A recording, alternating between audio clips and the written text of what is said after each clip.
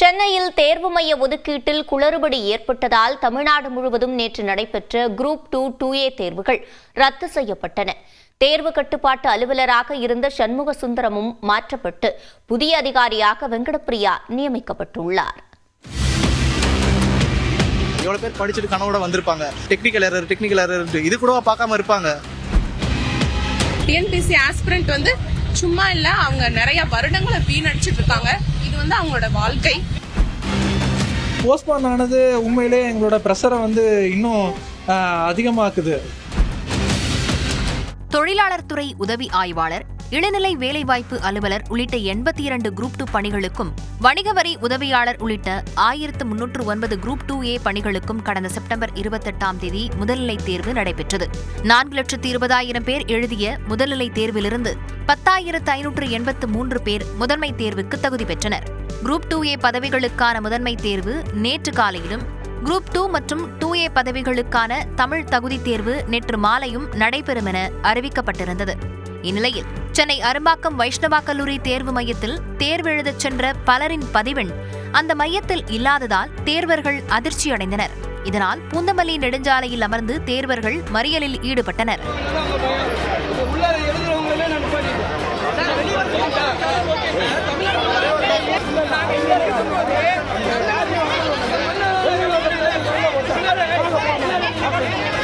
நிறைய பேர் register number அங்கே போர்டில் ஒட்டியிருப்பாங்க. அவங்க இருந்தால் மட்டும்தான் உள்ள அவங்களுக்கு கிளாஸ் ரூம் அலாட் பண்ணியிருக்காங்க. அப்படி இருந்தால் மட்டும்தான் எக்ஸாம் எழுத முடியும். ஆனால் இங்கே யார் நம்பருமே இல்லை. கேட்டால் நந்தனம் ஆர்ட்ஸ் காலேஜ்ன்றாங்க. எங்களுக்கு ஆல் டிக்கெட்டில் பார்த்தீங்கன்னாக்கா இந்த காலேஜ் தான் போட்டிருக்காங்க. திடீர்னு எப்படி நந்தனம் போக முடியும்? எங்களுக்கே இன்ஸ்ட்ரக்ஷன் சரியாக வரலன்றாங்க. திரும்ப எங்களுக்குன்னு ஒரு டைம் சொல்லி நாங்கள் திரும்ப உட்காந்து ப்ரிப்பேர் பண்ணி வரணும். இது எந்த விதத்தில் இதுன்னு தெரியல. அதே நேரம் மாநில கல்லூரியில் 821 பேரின் பதிவெண்கள் இருந்த நிலையில் 10க்கும் குறைவான தேர்வர்களே வந்திருந்தனர். இதையடுத்து காலையில் நடைபெற்ற குரூப் 2 முதன்மை தேர்வு மட்டுமின்றி நேற்று மாலை நடைபெறவிருந்த தமிழ் தகுதி தேர்வும் ரத்து செய்யப்படுவதாக டிஎன்பிஎஸ்சி தேர்வு கட்டுப்பாட்டு அலுவலராக இருந்த சண்முக சுந்தரம் அறிவித்தார். தொழில்நுட்ப கோளாறு காரணமாக இந்த 3 சென்டர்ல அலர்ட் பண்ற கேண்டிடேட்ஸ் மாறி அலர்ட் ஆயிருக்கு. அந்த கேண்டிடேட்ஸ் ஒரு பதட்டமான சூழ்நிலையில் இருக்கிறதுனாலையும் அவங்க தொடர்ந்து எக்ஸாமினேஷன் கண்டக்ட் பண்ண வேண்டாம். ஏன்னா அவங்க எழுத தொடர்ந்து அனுமதிச்சோம் அப்படின்னாக்கா பதட்டமான சூழ்நிலையில அவங்களால தேர்வு திறன் பாதிக்கும் அப்படிங்கிறதுனால இந்த எக்ஸாமினேஷன் நம்ம கேன்சல் பண்றோம். தமிழ்நாடு முழுக்க கேன்சல் பண்றோம். எனினும் வரும் 22ஆம் தேதி நடைபெறவுள்ள குரூப் 2 பொது அறிவு தேர்வு திட்டமிட்டபடி நடைபெறும் எனவும், ரத்து செய்யப்பட்ட தேர்வுகளை மீண்டும் நடத்துவது குறித்த அறிவிப்பு தேர்வுக்கு 15 நாட்களுக்கு முன்பு வெளியிடப்படும் என்றும் சண்முக சுந்தரம் தெரிவித்தார். சென்னையை தவிர தமிழ்நாடு முழுவதும் தேர்வு சுமூகமாக தொடங்கிய போதும் பாதியிலேயே ரத்து செய்யப்பட்டதாக அறிவிக்கப்பட்டதால் தேர்வர்கள் ஏமாற்றமடைந்தனர். நம்ம ஒரு டைம் எடுத்து படிக்கிறோம், எல்லாம் மொத்தமும் டைம் வேஸ்டா இருக்குது. சரியா நடத்தினா கரெக்டா இருக்கும். இது முதல் முறை இல்லை. இது எவ்வளவு ப்ரெஷரா இருக்கு தெரியுமா? நாங்கள் எவ்வளோ வயசில் படிச்சுட்டு வரோம். இப்போ எங்களை மாதிரி ஹவுஸ் ஒய்ஃபை ப்ரிப்பேர் பண்ணுறவங்களுக்கு எல்லாம் இது ரொம்ப பெரிய டிசப்பாயின்மெண்ட்டாக இருக்குது. எக்ஸாம் நடத்துறதுலேயே இவ்வளோ குளறுபடி வந்துச்சுன்னா அப்போ ரிசல்ட்டு, அதுக்கப்புறம் கரெக்ஷனு, இதில் எல்லாம் ஏன் குளறுபடி ஆகாது? ஏன்னா அதில் வெளிப்படுத்தணுமே நமக்கு தெரியாது இல்லையா? நாங்கள் நம்பி தானே வரோம், எழுதுறோம். திரும்ப எல்லா ப்ராசஸும் இன்னொரு வாட்டி கோ த்ரூ பண்ணுங்கிறது கஷ்டமாக தான் இருக்குது. ஸோ பெரிய டிசப்பாயின்மெண்ட் தான். நாங்கள் ஒரு 10-15 கிலோமீட்டர் அவையிலேருந்து தான் இங்கே வரேன். கஷ்டப்பட்டு தான் வந்தோம். ரெண்டாவது நல்லா ப்ரிப்பேர் ஆகிருந்தோம். எக்ஸாம்ஸ்க்கு இப்படி ஒரு டிசப்பாயின்மெண்ட்டை நாங்கள் எதிர்பார்க்கல. இந்நிலையில் டிஎன்பிஎஸ்சி தேர்வு கட்டுப்பாட்டு அலுவலராக இருந்த சண்முக சுந்தரம் மாற்றப்பட்டு புதிய அலுவலராக வெங்கடப்பிரியாவை தமிழ்நாடு அரசு நியமித்துள்ளது. ஓய்வூதிய திட்ட அறிவிப்பிற்காக ஜாக்டோ ஜியோ அமைப்பு சார்பில் முதலமைச்சருக்கு பாராட்டு விழா நடைபெற்றது. அரசு ஊழியர்களை அரவணைக்கும் அரசாக திமுக அரசு இருப்பதாக முதலமைச்சர் பெருமிதம் தெரிவித்துள்ளார்.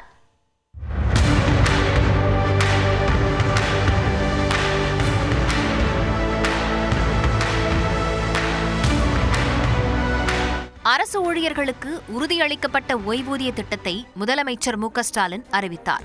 இதற்கு நன்றி தெரிவிக்கும் வகையில் சென்னை நந்தனத்தில் அரசு ஊழியர்கள் மற்றும் ஆசிரியர்கள் கூட்டமைப்பான ஜாக்டோ ஜியோ சார்பில் மாநாடு நடைபெற்றது. இதில் உரையாற்றிய முதலமைச்சர் மு.க.ஸ்டாலின், திமுக அரசின் திட்டங்களால் நற்பெயரும் செல்வாக்கும் கிடைத்திருப்பதற்கு அரசு ஊழியர்களின் பங்கும் பெரும்பான்மையானது எனவும், திமுக அரசு எப்போதும் அரசு ஊழியர்களுக்கான அரசு எனவும் குறிப்பிட்டார். உங்க வேர்வை துளிகள் மதிக்கப்படணும், கண்ணீர் துளிகள் துடைக்கப்பட வேண்டும்னு தான் உங்களுடைய கோரிக்கைகளை நாங்கள் நிறைவேற்றியிருக்கிறோம். நம்ம திராவிட மாடல்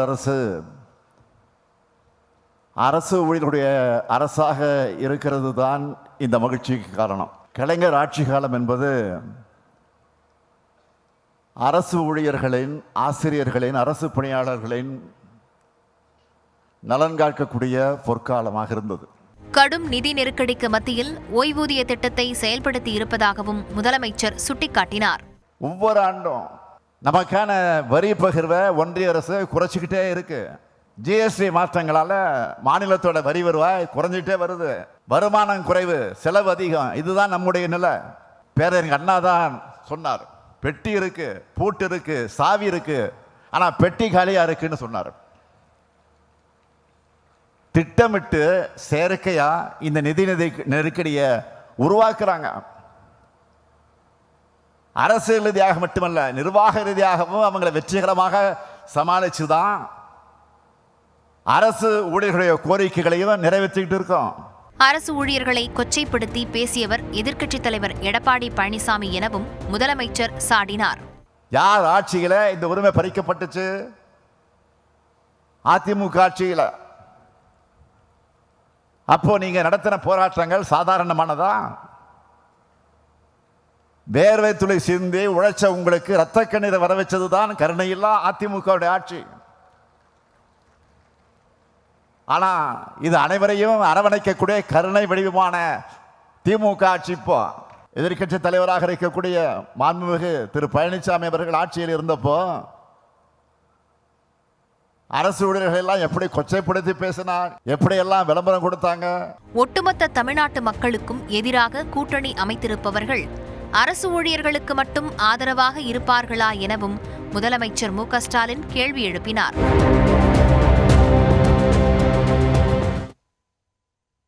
குஜராத்தில் யூரியா, சோப் பவுடர் உள்ளிட்ட பொருட்களை கலந்து தனியார் நிறுவனம் ஒன்று 5 ஆண்டுகளாக பால் தயாரித்து விற்பனை செய்து வந்துள்ளது.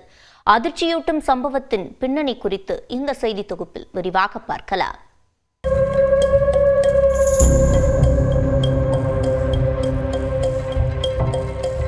குஜராத்தின் சபர்கந்தா மாவட்டத்தில் உள்ள சலால் கிராமத்தில் ஸ்ரீ சத்யா டைரி ப்ராடக்ட்ஸ் என்ற பெயரில் பால் பொருட்கள் உற்பத்தி நிறுவனம் இயங்கி வருகிறது. இந்நிறுவனத்தில் பால், தயிர் மற்றும் மோர் உள்ளிட்டவை தயாரிக்கப்பட்டு பாக்கெட்டுகளில் அடைக்கப்பட்டு சபர்கந்தா மாவட்டத்திலும் மெஹசானா மாவட்டத்திலும் விற்பனை செய்யப்பட்டு வந்தன. இங்கு கலப்பட பால் பொருட்கள் தயாரிக்கப்படுவதாக காவல்துறைக்கு சிலர் புகார் அளித்துள்ளனர். இதையடுத்து ஸ்ரீ சத்யா டைரி ப்ராடக்ட்ஸ் நிறுவனத்தில் உணவு பாதுகாப்புத்துறை அதிகாரிகள் அதிரடியாக சோதனை மேற்கொண்டனர். அப்போது அங்கு பால் மற்றும் பால் பொருட்களில் யூரியா, டிடர்ஜென்ட் உள்ளிட்ட நச்சு ரசாயனம் கலந்து பால் உற்பத்தி செய்ததை கண்ட அதிகாரிகள் அதிர்ச்சியடைந்தனர்.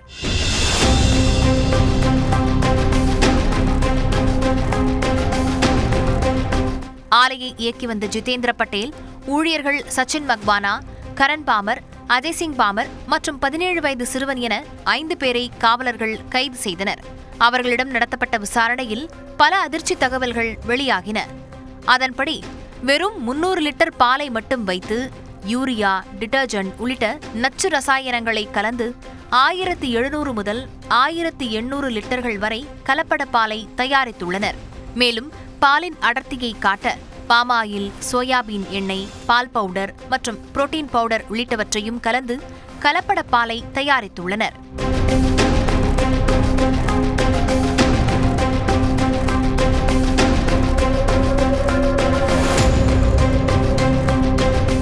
இந்த கலப்பட பாலை இந்தியாவின் முன்னணி பால் நிறுவனமான அமுல் நிறுவனத்தின் பாக்கெட்டுகளில் அடைத்தும் விற்பனை செய்தது அம்பலமானது. இதையடுத்து கலப்பட பால், மோர் மற்றும் 71 லட்சம் ரூபாய் மதிப்புள்ள வேதிப்பொருட்களை காவல்துறையினர் பறிமுதல் செய்தனர். மேலும் 1370 லிட்டர் கலப்பட பாலையும் அதிகாரிகள் அழித்தனர்.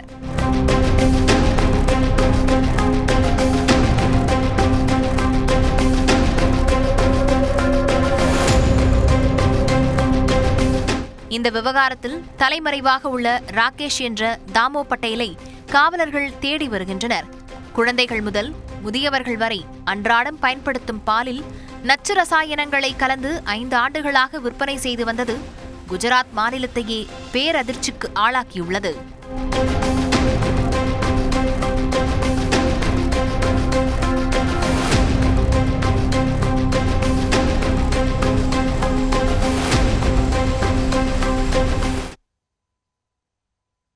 தொடர்ந்து ஒரு நிமிட செய்திகளை பார்க்கலாம்.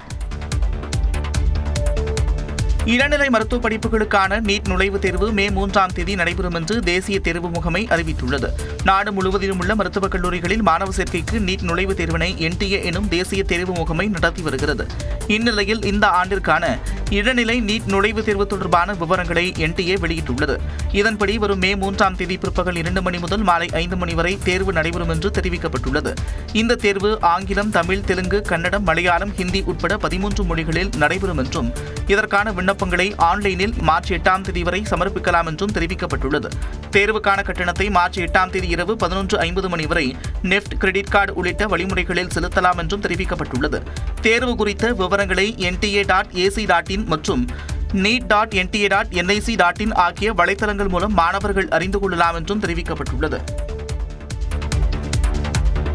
மத்திய அரசு திட்டமிட்டு நிதி நெருக்கடியை உருவாக்குவதாக முதலமைச்சர் ஸ்டாலின் குற்றம் சாட்டியுள்ளார். தமிழ்நாடு உறுதியளிக்கப்பட்ட ஓய்வூதிய திட்டத்தை அறிவித்த முதலமைச்சர் ஸ்டாலினுக்கு ஜாக்டோ ஜியோ அமைப்பு சார்பில் சென்னையில் நன்றி அறிவிப்பு மாநாடு நடைபெற்றது. இதில் பங்கேற்ற முதலமைச்சருக்கு அரசு ஊழியர்கள் சார்பில் வெள்ளி செங்கோல் வழங்கப்பட்டது. தொடர்ந்து பேசிய அவர் அரசின் திட்டங்களை பட்டியலிட்டார். மக்களை தேடி மருத்துவம், இன்னுயிர் காப்போம், நம்மை காக்கும் 48, நலன் காக்கும் ஸ்டாலின், பாதம் காப்போம், இதயம் காப்போம், முதலமைச்சரின் தாய் மாணவர் திட்டம், முதலமைச்சரின் கிராம சாலை மேம்பாட்டு திட்டம், கல்லூரி மாணவர்களுக்கு மடிக்கணினி திட்டம், இந்த பட்டியல் நீண்டு கொண்டே போகும்.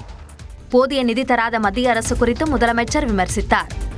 ஒவ்வொரு ஆண்டும் நமக்கான வரி பகிர்வை ஒன்றிய அரசு குறைச்சிக்கிட்டே இருக்கு. ஒன்றிய அரசினுடைய திட்டங்களுக்கான நிதியை கூட குறைச்சிட்டு இருக்காங்க. வருமானம் குறைவு, செலவு அதிகம், இதுதான் நம்முடைய நிலை. திட்டமிட்டு செயற்கையா இந்த நிதி நெருக்கடியை உருவாக்குறாங்க. அரசியல் ரீதியாக மட்டுமல்ல, நிர்வாக ரீதியாகவும் அவங்களை வெற்றிகரமாக சமாளிச்சுதான் அரசு ஊழியர்களுடைய கோரிக்கைகளையும் நிறைவேற்றிக்கிட்டு இருக்கோம். அதிமுக ஆட்சியின் போது பழைய ஓய்வூதிய திட்டம் பறிக்கப்பட்டதாக குற்றம் சாட்டிய முதலமைச்சர் அனைவரையும் அரவணைக்கும் அரசாக திமுக அரசு உள்ளது என்றார். இந்தியா கூட்டணி என்ற வார்த்தையை முதலமைச்சர் தவிர்ப்பது ஏன் என அதிமுக பொதுச் செயலாளர் எடப்பாடி பழனிசாமி கேள்வி எழுப்பியுள்ளார். திருச்சியில் செய்தியாளர்களிடம் பேசிய அவர், திமுக காங்கிரஸ் இடையே விரிசல் ஏற்பட்டுள்ளது உண்மைதானே என்றார். என்ன நீங்களும் வேடிக்கையா கேட்கறீங்க? நாங்க நாடாளுமன்றத்தில் கூட்டு வந்தோம், சொல்லுங்க பார்க்கலாம். மூச்சுக்கு முன்னுவதற்கு இந்தியா கூட்டணி வாய் திறக்க மாட்டேங்கிறாரு முதலமைச்சர். காங்கிரசுக்கும் திமுகவும் உட்கட்சி பூசம் வந்துச்சு, கருத்து வேறுபாடு வந்துட்டு இருக்குல்ல. காங்கிரஸ் கட்சிக்கார ஒரு கருத்து சொல்றாங்க தலைவர்கள், அதற்கு எதிர்கருத்து திமுக சொல்றாங்க. ஆக கூட்டணியில் விரிசல் ஏற்பட்டுள்ளது உண்மைதானே? தொடர்ந்து பேசிய அவர், வரி ஏய்ப்புக்காக விஜய்க்கு அபராதம் விதிக்கப்பட்டதுதான் அவர் ஊழல்வாதி என்பதற்கான சாட்சி என கூறினார். அவர் ஊழல்வாதி என்பதற்கு அவர் பணம் கட்டது சாட்சி. நீங்க நீதிமன்றமே தீர்ப்பு கொடுத்துருக்கு. கட்சி ஆரம்பிச்சுட்டு ஒரு துயரமான சம்பவம் ஏற்பட்ட உடனே 72 நாட்கள் வெளியிலே வரல, ஆபீஸை மூடிட்டாங்க. 5 நாள் யாருமே கிடையாது. கட்சி இருக்குதா இல்லையாங்கிற நிலை ஏற்பட்டு விட்டது. இதுதான் நிலைமை, தமிழ்நாட்டுடைய நிலைமை. அந்த கட்சியுடைய நிலைமை அதுதான். சில கட்சிகளுடன் பேச்சுவார்த்தை நடத்தி வருவதாகவும் அவர்கள் அதிமுக கூட்டணிக்கு வர வாய்ப்புள்ளதாகவும் எடப்பாடி பழனிசாமி தெரிவித்தார். தங்கள் கட்சியை சேர்ந்தவர்களாக இருந்தாலும் யாரேனும் குறுக்கு சால் ஓட்ட நினைத்தால் கட்சி மேலிடம் நடவடிக்கை எடுக்கும் என தமிழ்நாடு காங்கிரஸ் தலைவர் செல்வ பெருந்தகை தெரிவித்துள்ளார். மதுரை அனுப்பானடியில் காங்கிரஸ் நிர்வாகி இல்ல நிகழ்ச்சியில் பங்கேற்ற பிறகு செய்தியாளர்களை சந்தித்த செல்வ பெருந்தகை, திமுக காங்கிரஸ் கூட்டணியில் முரண்பாடு இல்லை என்றும் கூட்டணியை பிரிக்கும் பாஜகவின் கனவு பலிக்காது என்றும் தெரிவித்தார். தோழமை உணர்வோடு கேட்கிறோம். கொடுப்பதற்கு மாண்பு முதலமைச்சருக்கு எதை கேட்டாலும் கொடுக்கிறார். அவரு மக்கள் எதை கேட்டாலும் கொடுக்கிறாரு. கூட்டணி கட்சி கேட்டா கொடுக்க மாட்டாரா? அது பேசி தீர்த்து கொள்வார்கள். அதுல முரண்லாம் கிடையாது. தொடர்ந்து பேசிய செல்வ பெருந்தகை, காங்கிரஸ் கட்சி ஜனநாயக கட்சி என்ற போதிலும் கூட்டணி தொடர்பாக பேசுவோர் லக்ஷ்மண ரேகையை தாண்டக்கூடாது என கூறினார். ஒரு அகில இந்திய தலைமை கூட்டணியை பற்றி பேசி முடிவெடுக்கும் சொன்ன பேரு, நானே அதை பத்தி பேசுறது இல்லையே. மாநில தலைவராக இருக்கிற நானே பேசுறது இல்ல. இதுக்கு மேல யாராவது குறுக்கு சால் ஓட்ட நினைத்தால், முன்னும் பின்னும் போக நினைத்தால் அது அகில இந்திய தலைமை பார்த்துக்கொள்ளும். மதுரையில் திமுக எம்எல்ஏ தளபதி பேச்சு குறித்த கேள்விக்கு அது குறித்து முதல்வரிடம் புகார் தெரிவித்துள்ளதாகவும் செல்வ பெருந்தகை தெரிவித்தார். சேலத்தில் வரும் 13ஆம் தேதி தாவேக தலைவர் விஜயின் மக்கள் சந்திப்பு நிகழ்ச்சிக்கு அனுமதி வழங்கப்படாத நிலையில் கட்சி நிர்வாகிகளை சந்திப்பதற்கு 51 நிபந்தனைகளுடன் காவல்துறை அனுமதி வழங்கியுள்ளது. கரூர் பரப்புரையின் போது 41 பேர் உயிரிழந்த நிலையில் மக்கள் சந்திப்புகளை சில நாட்கள் நிறுத்தி வைத்திருந்த விஜய் புதுச்சேரி மற்றும் ஈரோட்டில் பொதுக்கூட்டங்கள் வாயிலாக பரப்புரை மேற்கொண்டார். அடுத்த மக்கள் சந்திப்பு கூட்டத்தை வரும் 13ஆம் தேதி சேலத்தில் நடத்த விஜய் திட்டமிட்டிருந்த நிலையில் காவல்துறை அனுமதி மறுத்துவிட்டது. அதே நேரத்தில் தாவேக நிர்வாகிகளை மட்டும் சந்திப்பதற்கு 51 நிபந்தனைகளுடன் அனுமதி வழங்கப்பட்டுள்ளது. ஒரு 5000 பேர் மட்டும் தான் கலந்துக்கிறாங்க. அதுக்கு மேற்பட்ட யாருக்கும் அனுமதி இல்லை. பொதுமக்களுக்கு இதில் அனுமதி இல்லை. கழக நிர்வாகிகளுக்கு மட்டும்தான் அனுமதி. அதனால பொதுமக்கள் எல்லாருமே அவரவர்கள் தொலைக்காட்சி நேரடி ஒளிபரப்பு செய்யறாங்க. அதுல பாத்துருங்க. தாவேக தலைவர் விஜய் சென்னையில் விருகம்பாக்கம் தொகுதியிலும் திருச்சி கிழக்கு தொகுதியிலும் போட்டியிட முடிவு செய்திருப்பதாக தகவல் வெளியாகியுள்ளது. தமிழ்நாட்டில் அடுத்த ஒரு வாரத்திற்கு வறண்ட வானிலை நிலவும் என்றும் ஓரிரு இடங்களில் வெப்பநிலை உயர வாய்ப்பிருப்பதாகவும் வானிலை ஆய்வு மையம் தெரிவித்துள்ளது. சென்னை, திருவள்ளூர், செங்கல்பட்டு, காஞ்சிபுரம் மாவட்டங்களில் இன்று மிதமான பனிமூட்டம் காணப்படும் என்று குறிப்பிட்டுள்ளது. வரும் 12ஆம் தேதி வரை ராணிப்பேட்டை, வேலூர், திருப்பத்தூர், கிருஷ்ணகிரி, தருமபுரி, சேலம், ஈரோடு, திண்டுக்கல், நீலகிரி ஆகிய 9 மாவட்டங்களில் அதிகாலையில் மிதமான பனிமூட்டத்துக்கு வாய்ப்பிருப்பதாகவும் கூறப்பட்டுள்ளது. வரும் 14ஆம் தேதி வரை தமிழ்நாடு, புதுச்சேரி, காரைக்கால் பகுதிகளில் ஒட்டுமொத்தமாக வறண்ட வானிலையே நிலவக்கூடும் என்றும் வானிலை ஆய்வு மையம் கூறியுள்ளது. வரும் 12ஆம் தேதி வரை தமிழ்நாடு, புதுச்சேரி மற்றும் காரைக்கால் பகுதிகளில் அதிகபட்ச வெப்பநிலை ஓரிரு இடங்களில் 1 முதல் 2 டிகிரி செல்சியஸ் வரை படிப்படியாக உயரக்கூடும் என்றும் கணிக்கப்பட்டுள்ளது. சென்னையை பொறுத்தவரை வானம் மேகமூட்டத்துடன் காணப்படும் என்றும் அதிகாலை வேளையில் ஓரிரு இடங்களில் மிதமான பனிமூட்டம் காணப்படும் என்றும் வானிலை ஆய்வு மையம் தெரிவித்துள்ளது. வார விடுமுறையொட்டி தமிழ்நாட்டின் பல்வேறு அருவிகளில் சுற்றுலாப் பயணிகளின் வருகை அதிகரித்து காணப்பட்டது. தென்காசி மாவட்டம் குற்றாலத்தில் வெயிலின் தாக்கம் அதிகமாக இருந்தாலும் மெயின் அருவி, ஐந்தருவி, சிற்றருவிகளில் மிதமான நீர்வரத்து காணப்பட்டது. இதனால் வெளிநாட்டினர் உட்பட ஏராளமான சுற்றுலாப் பயணிகள் நீண்ட வரிசையில் நின்று குளித்து மகிழ்ந்தனர். Thailand, they have a waterfall, but this place is very tall mountain. It's a very good atmosphere. It's have a lot of beautiful tree also. இதேபோல் கன்னியாகுமரி மாவட்டம் திருப்பரப்பு அருவியிலும் அருகில் உள்ள நீச்சல் குளத்திலும் ஏராளமான சுற்றுலாப் பயணிகள் குளித்து மகிழ்ந்தனர்.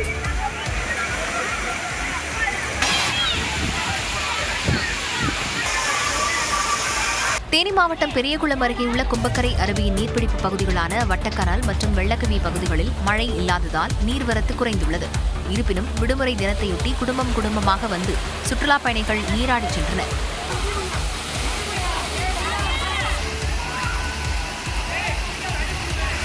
அதே சமயம் மேகமலை பகுதிகளில் போதிய மழை இல்லாததால் தேனி மாவட்டம் கம்பம் அருகே உள்ள புகழ்பெற்ற சுருளி அருவி முற்றிலும் வறண்டு காணப்படுகிறது. இதனால் அருவியில் குளிக்க முடியாமல் ஏமாற்றத்துடன் சுற்றுலாப் பயணிகள் திரும்பிச் சென்றனர். திருவாரூர் மாவட்டம் வலங்கைமான் அருகே அரசு பள்ளி வகுப்பறையிலேயே பாம்பு கடித்து மாணவன் உயிரிழந்த சம்பவம் அப்பகுதியில் பெரும் அதிர்ச்சியை ஏற்படுத்தியுள்ளது. கேத்தனூர் கிராமத்தைச் சேர்ந்த முருகானந்தம், ராதா தம்பதியினருக்கு சிவபிரகாசம் மற்றும் சிவசங்கரி ஆகிய 2 பிள்ளைகள் இருந்தனர். இரட்டையர்களான இவர்கள் இருவரும் அருகில் உள்ள அரித்வாரமங்கலம் அரசு மேல்நிலைப் பள்ளியில் 11ஆம் வகுப்பு பயின்று வந்தனர். வழக்கம் போல பள்ளிக்கு சென்ற சிவபிரகாசம் வகுப்பறையில் இருந்த தனது புத்தகங்களை எடுக்க முயன்றுள்ளார். அப்போது புத்தகங்களுக்கு அடியில் இருந்த சாக்கிற்குள் மறைந்திருந்த கட்டுவிரியன் பாம்பு தங்கை சிவசங்கரி கண்முன்னே சிவபிரகாசத்தை கடித்தது. மாணவன் அலறுவதைக் கண்டு ஓடிவந்த ஆசிரியர்கள் உடனடியாக அவரை மீட்டு தஞ்சாவூர் அரசு மருத்துவக் கல்லூரி மருத்துவமனையில் சிகிச்சைக்காக அனுமதித்தனர். அங்கு தீவிர சிகிச்சை பிரிவில் அனுமதிக்கப்பட்டிருந்த சிவபிரகாசம் 2 நாட்கள் அளித்த சிகிச்சை பலனளிக்காமல் உயிரிழந்தார். இந்த சம்பவம் குறித்து அரித்வாரமங்கலம் காவல் நிலைய காவலர்கள் வழக்கு பதிவு செய்து விசாரணை நடத்தி வருகின்றனர். பள்ளி வளாகம் மற்றும் வகுப்பறைகளை முறையாக பராமரிக்காததே இத்தகைய சம்பவங்களுக்கு காரணம் என அப்பகுதி மக்கள் வேதனை தெரிவித்துள்ளனர். கர்நாடகாவில் தனியார் விமானம் கீழே விழுந்து விபத்துக்குள்ளானதில் 2 படுகாயமடைந்தனர். கர்நாடக மாநிலம் கலபுரகி நகரில் இருந்து பெலகாவிக்கு ஒரு தனியார் விமானம் சென்று கொண்டிருந்தது. அந்த விமானம் விஜயபுரா நகருக்கு மேலே பறந்து கொண்டிருந்த போது திடீரென என்ஜினில் கோளாறு ஏற்பட்டதாக கூறப்படுகிறது. என்ஜினில் கோளாறு ஏற்பட்டதும் விமானம் வேகமாக தரையை நோக்கி பாயத் தொடங்கியது. விமானம் எவ்வளவோ முயன்றும் அது மங்களூரு கிராமத்தில் வெட்டவெளியில் தரையில் விழுந்து உடைந்தது. நல்வாய்ப்பாக விமானம் தீப்பிடிக்காததால் விமானத்தில் இருந்த விமானியும் பயிற்சி விமானியும் படுகாயங்களுடன் தப்பினர். ரெட்பர்ட் ஏவியேஷன் நிறுவனத்தின் விமானம் விபத்தில் சிக்கியது குறித்து அறிந்த காவல்துறையினர் உடனடியாக சம்பவ இடத்திற்கு விரைந்து காயமடைந்த 2வரையும் மீட்டு ஆம்புலன்ஸ் மூலமாக மருத்துவமனையில் சேர்த்தனர். இந்த விபத்து தொடர்பாக விசாரணை நடைபெற்று வருகிறது. இந்து மகாசபை தலைவராக இருந்த சாவர்கருக்கு பாரத ரத்னா விருது வழங்கினார். அந்த விருதின் பெருமை உயரும் என RSS தலைவர் மோகன் பகவத் கூறியுள்ளார். மகாராஷ்டிரா தலைநகர் மும்பையில் நடைபெற்ற RSS நூற்றாண்டு விழா நிகழ்ச்சியில் கலந்து கொண்ட பிறகு செய்தியாளர்களை சந்தித்த அவர், இடஒதுக்கீட்டை RSS எப்போதுமே ஆதரித்து வந்ததாகவும் சமூகத்தில் சாதிய ஏற்றத்தாழ்வுகள் இருக்கும் வரை இடஒதுக்கீடு தொடர வேண்டும் என்றார். लेकिन स्वातंत्र्यवीर सावरकर को भारत रत्न मिला नहीं मिला, तो भारत रत्न मिला तो उस सम्मान का गौरव बढ़ेगा. இந்நிலையில் இதற்கு எதிர்ப்பு தெரிவித்துள்ள காங்கிரஸ் கட்சி எதன் அடிப்படையில் சாவர்கருக்கு பாரத ரத்னா விருது வழங்க வேண்டும் என கேள்வி எழுப்பியுள்ளது. 20 ஓவர் உலகக்கோப்பை தொடரில் நியூசிலாந்து மற்றும் இங்கிலாந்து அணிகள் வெற்றி பெற்றன. ஞாயிற்றுக்கிழமை காலை சென்னை சேப்பாக்கம் மைதானத்தில் நடைபெற்ற போட்டியில் நியூசிலாந்து அணி ஆப்கானிஸ்தானை எதிர்கொண்டது. டாஸ் வென்று முதலில் விளையாடிய ஆப்கானிஸ்தான் குல்பதீன் நயீப் அதிரடியில் 20 ஓவர்களில் 6 விக்கெட்டுகள் இழப்பிற்கு 182 ரன்களை எடுத்தது. அடுத்து விளையாடிய நியூசிலாந்து 17.5 ஓவர்களிலேயே இலக்கை எட்டி 5 விக்கெட்டுகள் வித்தியாசத்தில் வெற்றி பெற்றது. நியூசிலாந்து தொடக்க வீரர் சேஃப்ரெட் அதிகபட்சமாக 65 ரன்களை சேர்த்தார். மும்பை வான்கடை மைதானத்தில் நேபாளத்திற்கு எதிரான போட்டியில் முதலில் ஆடிய இங்கிலாந்து அணி ஜேக்கப் பெத்தல் மற்றும் கேப்டன் ஹாரி ஃபரூக் ஆகியோரின் அரை சதத்தால் 184 ரன்களை குவித்தது. 185 ரன்கள் என்ற கடினமான இலக்கை துரத்திய நேபாள அணி கடைசி பந்து வரை அதிரடியாக போராடியது. குறிப்பாக தீபேந்திர சிங் மற்றும் லோகேஷ் பாம் ஆகியோரின் அதிரடியால் நேபாளம் வெற்றியை நெருங்கியது. கடைசி ஓவரில் 10 ரன்கள் தேவைப்பட்ட நிலையில் நேர்த்தியாக பந்து வீசிய சாம் கரன் இங்கிலாந்து அணியை 4 ரன்களில் வெற்றி பெற வைத்தார். சேப்பாக்கம் மைதானத்தில் விசில் எடுத்துச் செல்ல தடை என்ற தகவல் பரவிய நிலையில் அதற்கு தமிழ்நாடு கிரிக்கெட் சங்கம் மறுப்பு தெரிவித்துள்ளது. T20 உலகக்கோப்பை கிரிக்கெட் தொடர் அதிரடிக்கு பஞ்சமில்லாமல் இந்தியா மற்றும் இலங்கையில் நடைபெற்று வருகிறது. சென்னை சேப்பாக்கம் மைதானத்தில் மட்டும் 6 லீக் போட்டிகள் உள்பட 7 போட்டிகள் நடைபெறும் நிலையில் முதல் போட்டியில் நியூசிலாந்து ஆப்கானிஸ்தான் அணிகள் மோதின. இப்போட்டியின் போது மைதானத்திற்குள் ரசிகர்கள் விசில் எடுத்துச் செல்ல காவலர்கள் அனுமதி மறுத்ததாக சமூக வலைதளங்களில் தகவல் பரவியது. டிக்கெட்டுடன் இணைந்து வரக்கூடிய அறிவுறுத்தலில் அதிக ஒலி எழுப்பக்கூடிய பொருட்கள் தடை செய்யப்பட்டதாகவும் அதில் விசில் அடங்கும் என்றும் குறிப்பிடப்பட்டுள்ளது. இந்நிலையில் சேப்பாக்கம் மைதானத்தை நிர்வகிக்கும் தமிழ்நாடு கிரிக்கெட் சங்க அதிகாரிகளை நியூஸ் 18 தமிழ்நாடு தொடர்பு கொண்ட போது விசில் எடுத்து வரக்கூடாது என்ற கட்டுப்பாடுகள் எதுவும் விதிக்கப்படவில்லை எனவும் மைதான காவலர்களால் ரசிகர்களிடமிருந்து விசில் பறிமுதல் செய்யப்படவில்லை என்றும் விளக்கம் அளித்தது. மேலும் தனது அதிகாரப்பூர்வ சமூக வலைதள பக்கத்தில் தடை செய்யப்பட்ட பொருட்கள் குறித்தும் தமிழ்நாடு கிரிக்கெட் சங்கம் அறிவிப்பு வெளியிட்டுள்ளது. அதில் மதுபானம், சிகரெட், தண்ணீர் பாட்டில், கேமரா, ட்ரோன் உள்ளிட்ட 17 பொருட்கள் இடம்பெற்றுள்ள நிலையில் விசில் குறிப்பிடப்படவில்லை.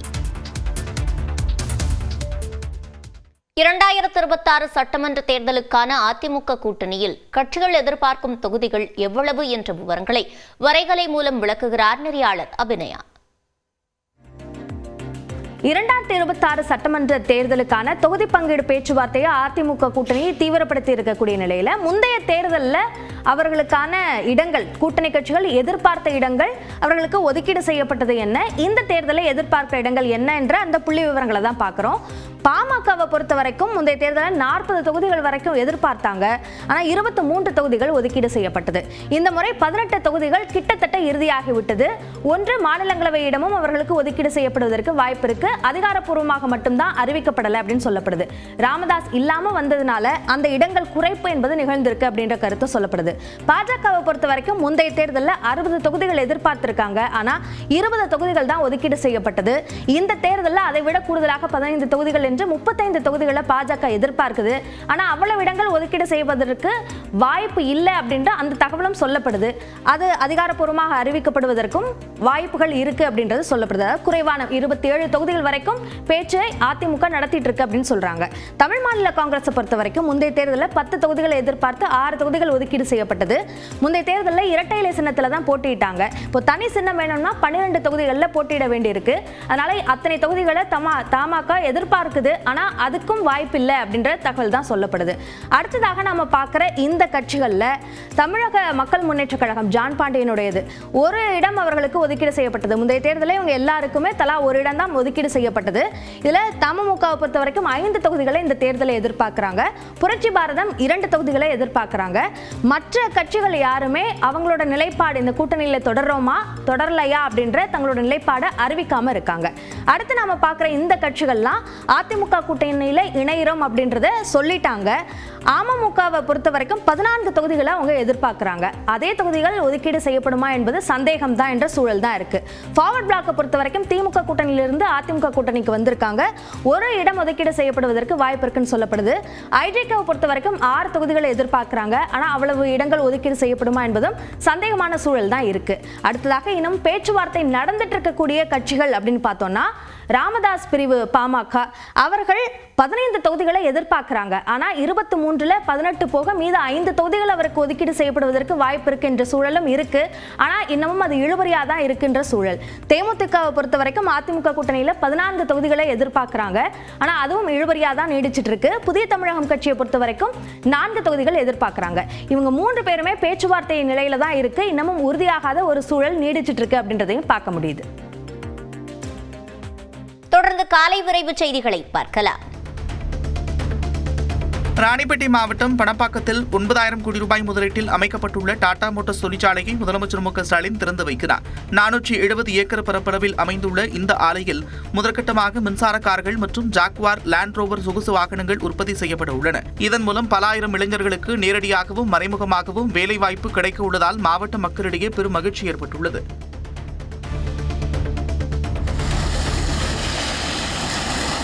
ஈரோடு மாவட்டம் சின்னியம்பாளையம் அருகே காவிரி குடிநீர் குழாயில் உடைப்பு ஏற்பட்டதால் பல லட்சம் லிட்டர் தண்ணீர் வீணாக வெளியேறி சாலையில் வழிந்தோடியது.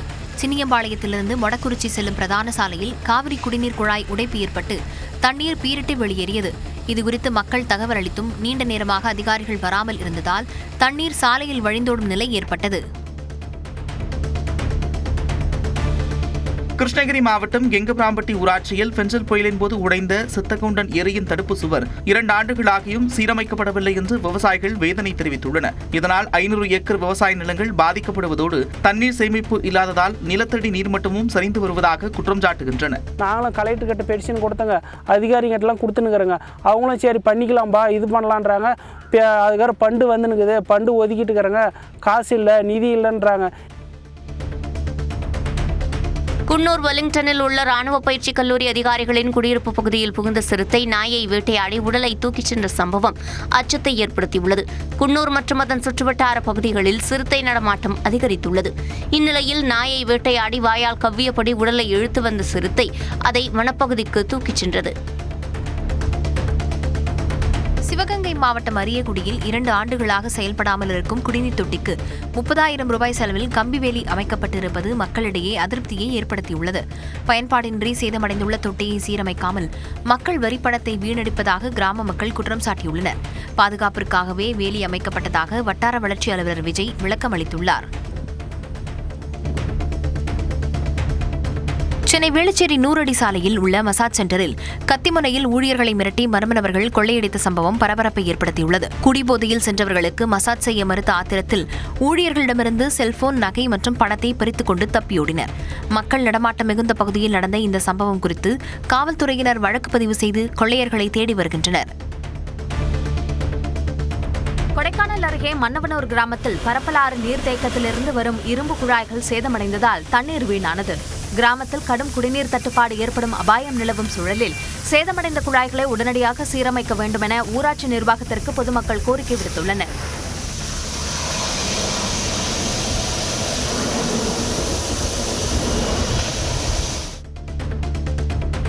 கேரள மாநிலம் மலப்புரம் அருகே தனியார் பேருந்தின் மீது இருசக்கர வாகனம் மோதிய விபத்தில் இளைஞர் தூக்கி வீசப்பட்ட சிசிடிவி காட்சி பதைப்பதைப்பை ஏற்படுத்துகிறது.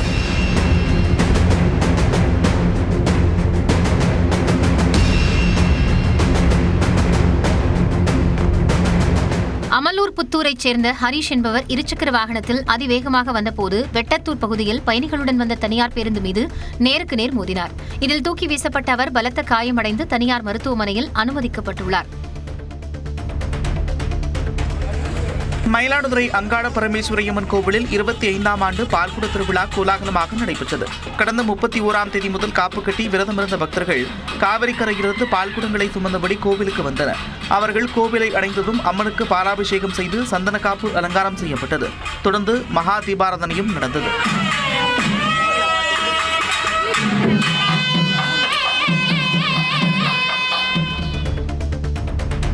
செங்கல்பட்டு மாவட்ட மதுராந்தகம் புறவழிச்சாலையில் அடுத்தடுத்து 3 கார்கள் மோதிக்கொண்ட விபத்தால் போக்குவரத்து பாதிக்கப்பட்டது. வார இறுதி விடுமுறை மற்றும் சுபமுகூர்த்த தினத்தையொட்டி தென் மாவட்டங்களிலிருந்து சென்னை திரும்பும் வாகனங்கள் அதிகரித்த நிலையில் முன்னால் சென்ற வாகனம் சட்டென நின்றதால் அடுத்தடுத்த கார்கள் மோதிக்கொண்டன. கார்களில் இருந்தவர்கள் காயமின்றி தப்பிய நிலையில் சுமார் 3 கிலோமீட்டர் தூரத்திற்கு வாகனங்கள் அணிவகுத்ததால் போக்குவரத்து நெரிசல் ஏற்பட்டது.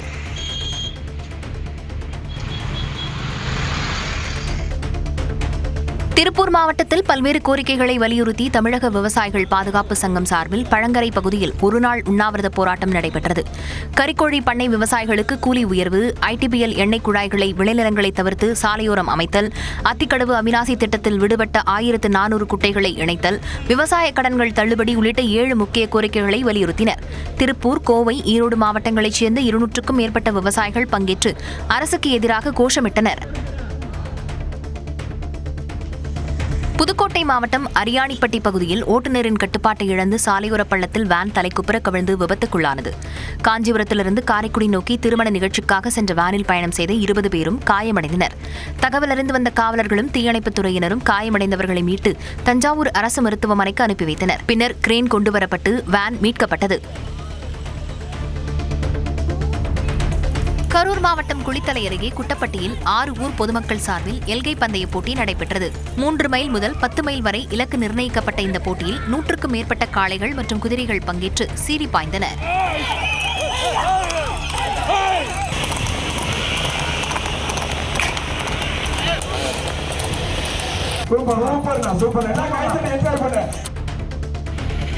திருவண்ணாமலை அருகே 54 சவர நகை திருட்டு வழக்கில் 2 ஆண்டுகளாக நடவடிக்கை எடுக்காத காவல்துறையை கண்டித்து பாதிக்கப்பட்ட குடும்பத்தினர் சாலை மறியலில் ஈடுபட்டனர். பெரும்பாக்கத்தைச் சேர்ந்த சரவணன் வீட்டில் நடந்த திருட்டு தொடர்பாக பலமுறை புகார் அளித்தும் காவல்துறையினர் நடவடிக்கை எடுக்கவில்லை என்று கூறப்படுகிறது. இதனால் ஆத்திரமடைந்த அவரது குடும்பத்தினர் காவல் நிலையத்தை முற்றுகையிட்டு செங்கம் தேசிய நெடுஞ்சாலையில் மறியலில் ஈடுபட்டனர். அப்போது பேச்சுவார்த்தைக்கு வந்த காவல்துறையினருடன் வாக்குவாதத்தில் ஈடுபட்டதுடன் சிலர் தீக்குளிக்க முயன்றதால் பரபரப்பு ஏற்பட்டது. இந்திய கிரிக்கெட் அணி வீரர் வாஷிங்டன் சுந்தர் திருவண்ணாமலை அண்ணாமலையார் கோயிலில் சாமி தரிசனம் செய்தார். கோயிலுக்கு வந்ததும் சம்பந்த விநாயகரை வணங்கிய அவர் உண்ணாமலை அம்மன் உடனாகி அண்ணாமலையாரை மனமுருக வழிபட்டார். பின்னர் நவகிரகங்கள் மற்றும் சித்திரகுப்தர்களை தரிசனம் செய்தார். அவருக்கு கோயில் நிர்வாகம் சார்பில் மாலை மற்றும் பிரசாதங்கள் வழங்கப்பட்டன. அதைத் தொடர்ந்து வெளியே வந்த வாஷிங்டன் சுந்தருடன் ரசிகர்கள் புகைப்படம் எடுத்துக் கொண்டனர். விருதுநகர் மாவட்டம் சிவகாசியில் கல்வியில் சிறந்து விளங்க வேண்டி பள்ளிச்சிறார்கள் குழந்தை வேலவன் காவடி எடுத்து பாத யாத்திரை சென்றனர். 100க்கும் மேற்பட்டோர் சிவன் கோவிலில் இருந்து 5 கிலோமீட்டர் தொலைவில் உள்ள கருநெல்லிநாதர் கோயில் வரையில் பாத யாத்திரையாக சென்றனர். பச்சை நிற உடையில் கையில் வேலோடும் சேவல் கொடி ஏந்தியபடியும் அரோகரா முழக்கம் முழங்க அவர்கள் நடந்து சென்றனர்.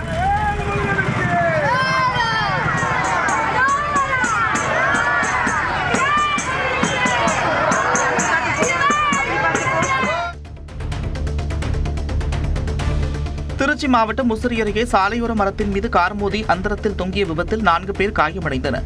சந்தப்பாளையம் ஆலமரத்தப்பட்டியைச் சேர்ந்த தினேஷ், சங்கர், தமிழ்ச்செல்வன், ஹரிஷ் ஆகியோர் சமயபுரத்தில் நடந்த திருமண விழாவிற்கு சென்றுவிட்டு ஊர் திரும்பியுள்ளனர். நாமக்கல் திருச்சி நெடுஞ்சாலையில் சந்தப்பாளையம் பகுதியில் வந்தபோது கட்டுப்பாட்டை இழந்த இவர்களின் கார் சாலையோர மரத்தின் மீது மோதி தலைகீழாக கவிழ்ந்து அந்தரத்தில் தொங்கியது. இதில் தினேஷுக்கு பலத்த காயம் ஏற்பட்டதுடன் மற்ற 3 பேருக்கு லேசான காயம் ஏற்பட்டது. வார விடுமுறையொட்டி ஒகேனக்கல் காவிரி ஆற்றில் நீர்வரத்து வினாடிக்கு 1000 கன அடியாக குறைந்துள்ள நிலையில் மெயினருவி மற்றும் சினி அருவியில் சுற்றுலாப் பயணிகள் நீராடி உற்சாகமடைந்தனர். குடும்பத்துடன் பரிசல் பயணம் மேற்கொண்டும் பூங்காக்களை சுற்றி பார்த்தும் பொழுதை கழித்த பயணிகள் அங்குள்ள மீன் உணவுகளை ருசித்தனர்.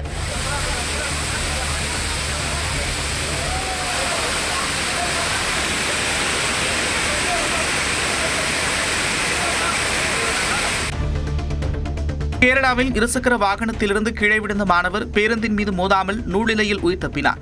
சாலையில் சறுக்கி விழுந்த மாணவர் எதிரே வந்த மினி பேருந்தின் சக்கரத்தின் அருகே நெருக்கமாக விழச் சென்றார். எதிரே வேகமாக வந்த பேருந்து ஓட்டுநரும் உடனே சுதாரித்துக் கொண்டு பிரேக் பிடித்தார். மிக லாவகமாக சுதாரித்த மாணவரும் உடனே இழந்ததால் உயிர் சேதம் தவிர்க்கப்பட்டது.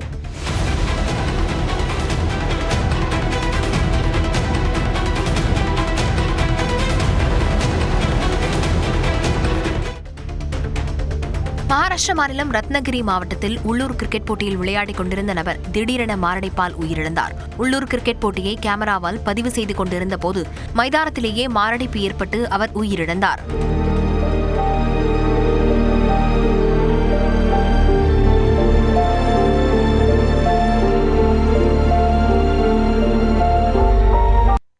திருவாரூரில் மகளின் திருமணத்திற்காக சேர்த்து வைத்திருந்த 20 சவரன் நகை மற்றும் 1 கிலோ வெள்ளிப் பொருட்களை தவறவிட்டு தவித்த குடும்பத்திற்கு ஆபத் பாந்தவனாய் வந்து உதவிய தூய்மை பணியாளருக்கு பாராட்டுகள் குவிந்து வருகின்றன.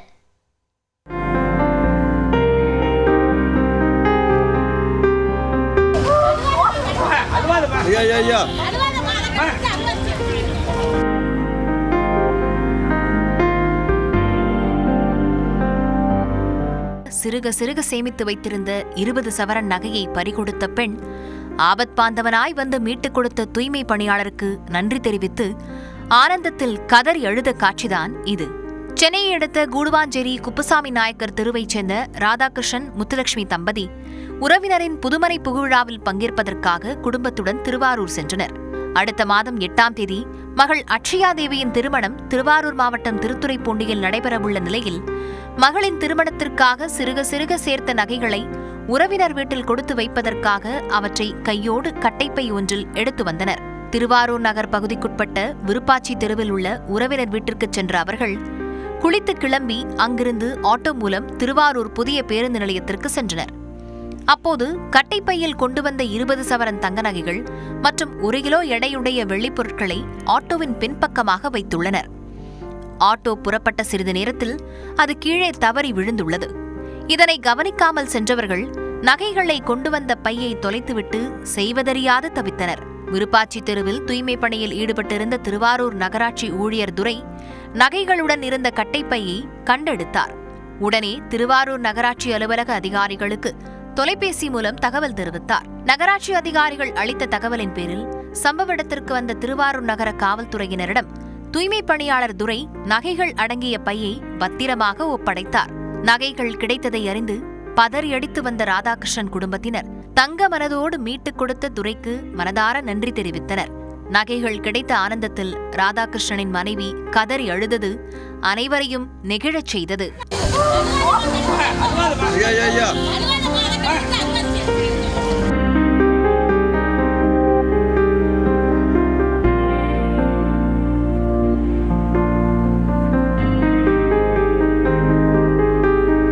நேர்மையாக செயல்பட்ட துரையை நகர்மன்ற தலைவர் மற்றும் நகராட்சி ஆணையர் உள்ளிட்டோர் நேரில் அழைத்து பொன்னாடை போர்த்தி பாராட்டினர்.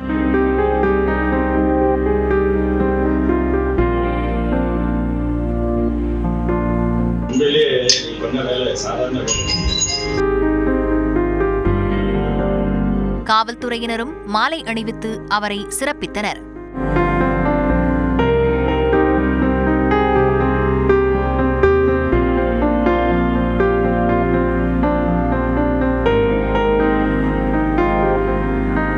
ஏழ்மையான குடும்ப சூழ்நிலையிலும் கடமை தவறாத தூய்மை பணியாளர் துரையின் இந்த செயல் அவர் மீட்டுக் கொடுத்த தங்க நகைகளை விட சொக்கத் தங்கமாய் ஜொலிப்பதாக அனைத்து தரப்பினரும் பாராட்டி வருகின்றனர்.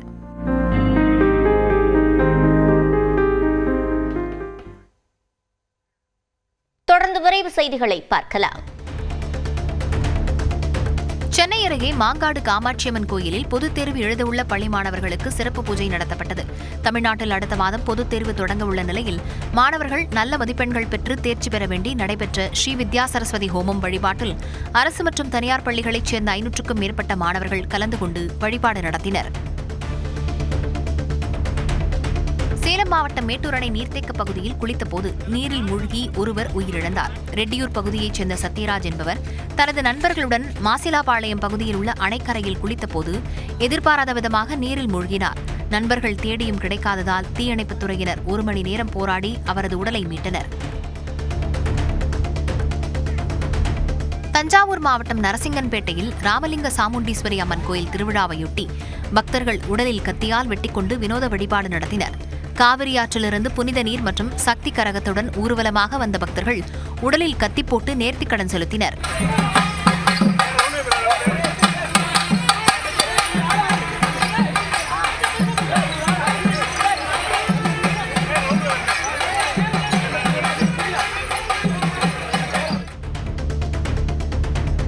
கடலூர் மாவட்டம் பொன்னேரி அருகே திருமணமான 5 மாதத்தில் மனைவியை கொலை செய்த கணவன் காதலியுடன் கைது செய்யப்பட்டார். பெரும்பேடு கிராமத்தைச் சேர்ந்த ராஜேஷும் அத்திவாக்கம் பகுதியைச் சேர்ந்த கௌசல்யாவும் கடந்த 5 மாதங்களுக்கு முன்னர் திருமணம் செய்து கொண்டனர். இந்நிலையில் செங்குற்றத்தைச் சேர்ந்த தீபாவுக்கும் ராஜேஷுக்கும் திருமணத்தை மீறிய உறவு இருந்ததாக கூறப்படுகிறது. இதற்கு இடையூறாக ராஜேஷ் மனைவி கௌசல்யா இருந்ததால் அவரை இருவரும் சேர்ந்து கொலை செய்துள்ளனர். இதனையடுத்து ராஜேஷ் மற்றும் தீபிகாவை காவலர்கள் கைது செய்தனர். எடப்பாடியாரின் தொடர் கோரிக்கையால் தான் பிரதமர் மோடி டிரம்பிடம் ராஜதந்திரமாக பேசி வரியை குறைத்ததாக முன்னாள் துணை சபாநாயகர் பொள்ளாச்சி ஜெயராமன் தெரிவித்துள்ளார். திருப்பூரில் செய்தியாளர்களை சந்தித்த அவர் இதனை கூறினார். நம்முடைய பிரதமர் மோடி அவர்களிடத்திலே வேண்டுகோள் வைத்தார், தொடர்ந்து வேண்டுகோள் வைத்தார். மோடி அவர்கள் டிரம்பிடத்திலே மௌனமாக என்னென்ன முறையிலே அணுக முடியுமோ அணுகி இன்னைக்கு ராஜதந்திரத்தோடு இன்றைக்கு அறிவிக்கப்பட்டிருக்கிற வரி குறைப்பு என்பது அதிக நன்மை பயக்கக்கூடிய திருப்பூருக்கு தான். தென்காசி மாவட்டம் இளஞ்சி பேரூராட்சியில் குப்பை கிடங்கில் பயங்கர தீ விபத்து ஏற்பட்டது. இளஞ்சி பேரூராட்சியில் சேகரிக்கப்படும் குப்பைகள் இளஞ்சி மதுரை செல்லும் சாலையில் உள்ள சிற்றாற்று அருகே கொட்டப்பட்டு வருகிறது. இந்நிலையில் குப்பை கிடங்கில் ஏற்பட்ட பயங்கர தீ விபத்தால் அருகில் உள்ள குடியிருப்புகளில் புகை மண்டலம் சூழ்ந்ததால் மக்கள் கடும் அவதியடைந்தனர். ராமேஸ்வரம் ராமநாத சுவாமி பர்வதவர்தினி அம்மன் கோயிலில் மகா சிவராத்திரி திருவிழா கொடியேற்றத்துடன் தொடங்கியது. மாசி மகா சிவராத்திரி திருவிழாவையொட்டி சுவாமி சன்னதி எதிரே உள்ள தங்கக்கொடி மரத்தில் சிவாச்சாரியார்கள் வேத மந்திரம் முழங்க மீன லக்னத்தில் கொடியேற்றும் நிகழ்வு நடைபெற்றது. 12 நாட்கள் தொடர்ந்து நடைபெறவுள்ள இந்த திருவிழாவில் தமிழ்நாடு மட்டுமல்லாது வெளிமாநிலங்களைச் சேர்ந்த பக்தர்கள் கலந்து கொள்வார்கள் என எதிர்பார்க்கப்படுகிறது.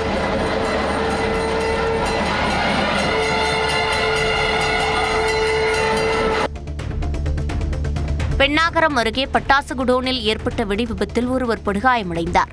தருமபுரி மாவட்டம் ஆலமரத்துப்பட்டி டேம் ரோட் பகுதியில் அசோக் என்பவருக்கு சொந்தமான பட்டாசு குடோன் செயல்பட்டு வந்தது. இங்கு திடீரென தீ விபத்து ஏற்பட்டு பயங்கர சத்தத்துடன் வெடித்து சிதறியதில் கும்பகோணத்தைச் சேர்ந்த மாசி என்ற தொழிலாளி உயிருக்கு ஆபத்தான நிலையில் மருத்துவமனையில் அனுமதிக்கப்பட்டுள்ளார். தஞ்சாவூரில் வணிக வளாகம் அருகே திடீரென தீப்பிடித்து எரிந்த காரால் பரபரப்பு ஏற்பட்டது. லாங்வால் வணிக வளாகம் அருகே கார் நிறுத்தும் இடத்தில் நிறுத்தி வைக்கப்பட்டிருந்த காரின் முன்பக்கத்தில் இருந்து புகை வந்துள்ளது. இதனையடுத்து மளமளவென கார் எரிய தொடங்கியது. இதனையடுத்து சம்பவ இடத்திற்கு விரைந்த தீயணைப்பு வீரர்கள் போராடி தீயை அணைத்தனர். இருப்பினும் காரின் முன்பகுதி முற்றிலும் தீயில் எரிந்து சேதமானது. கோவை பேரூர் பகுதியில் நடவு செய்யப்பட்ட காலிஃபிளவர் பயிர்களை நோய் தாக்கி வரும் நிலையில் எஞ்சிய பயிர்களை விவசாயிகள் அறுவடை செய்து வருகின்றனர். பேரூர் பச்சப்பாளையம் பகுதியில் கடந்த மாதம் காலிஃபிளவர் நடவு செய்யப்பட்டது. இந்நிலையில் பனிமூட்டம், வெயில் என மாறுபட்ட காலநிலையில் நோய் தொற்று ஏற்பட்டு பயிர்கள் கருகி வருகின்றன. இதனால் எஞ்சிய பயிர்களை விவசாயிகள் அறுவடை செய்ய தொடங்கினர்.